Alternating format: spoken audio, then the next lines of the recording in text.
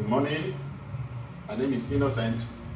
So today we'll be looking at, we'll be presenting the best voice in the world. I just got to know about that. There's somebody actually called the best voice in the world.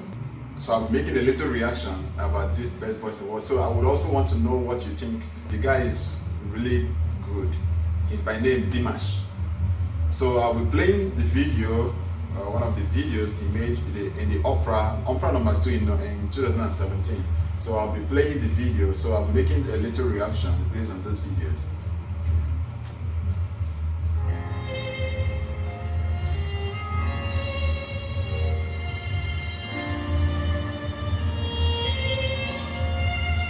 This is Dimash.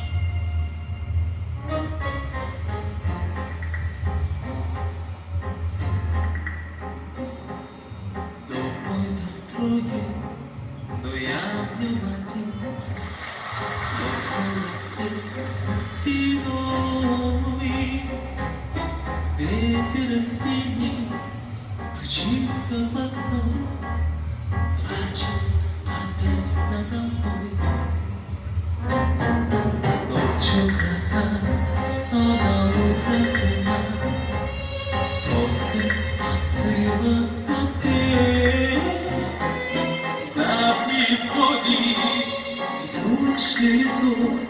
So at this point, of course, he's an Asian, and Asians, they have a way of speech. When they speak, it's as though they speak from the nose, a kind of nasal vocal style, a nasal vocal style. So he's able to maintain that nasal vocal style with chest voice, and the voice is just so awesome. I've never seen something like this. You know, although I've seen, but this guy's one is just that's unique, so unique.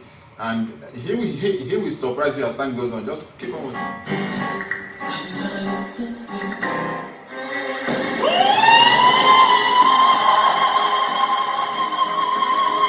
You can hear that?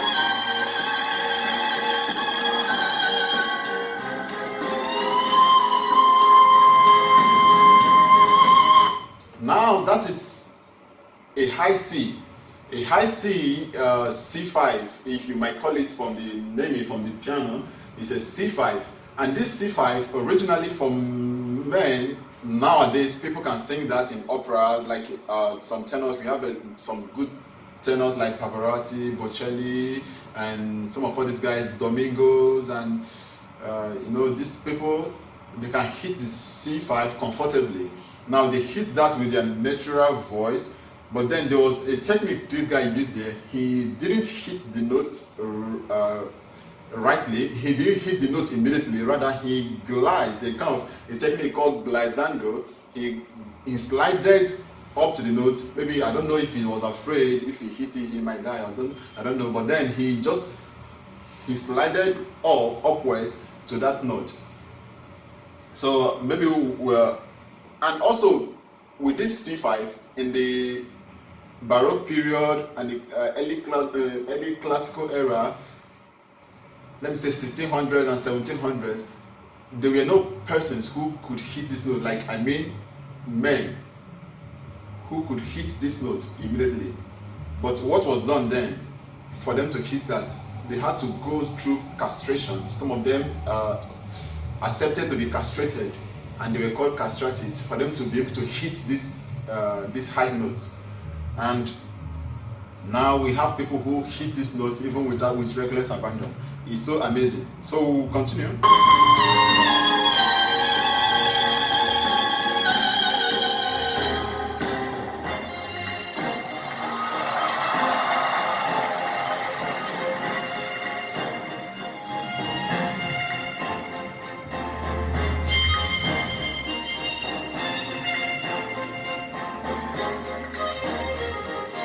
And from his music, you will find out that this is more of, we can group this into neoclassicism.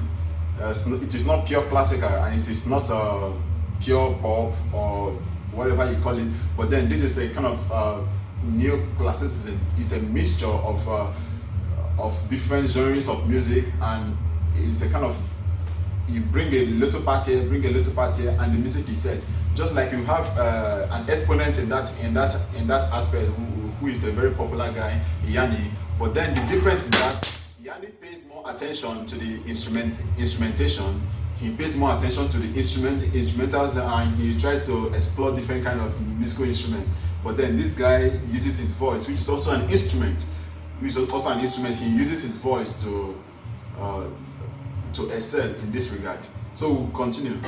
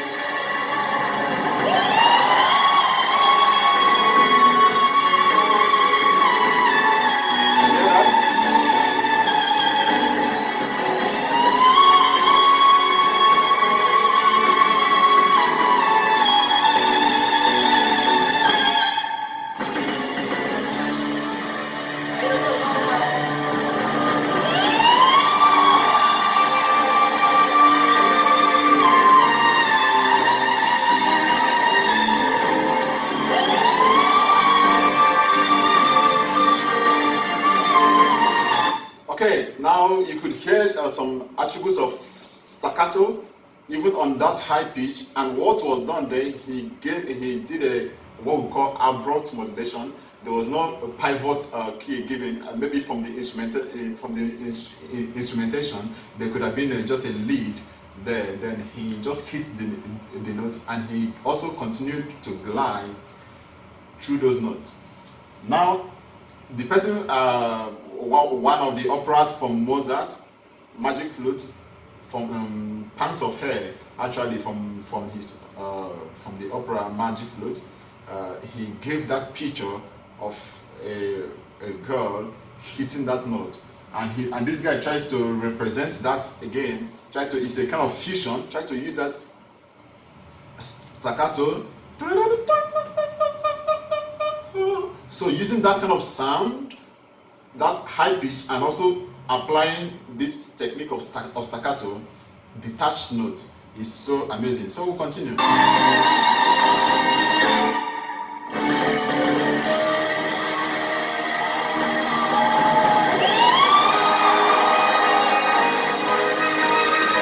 do some modulating, abrupt modulation.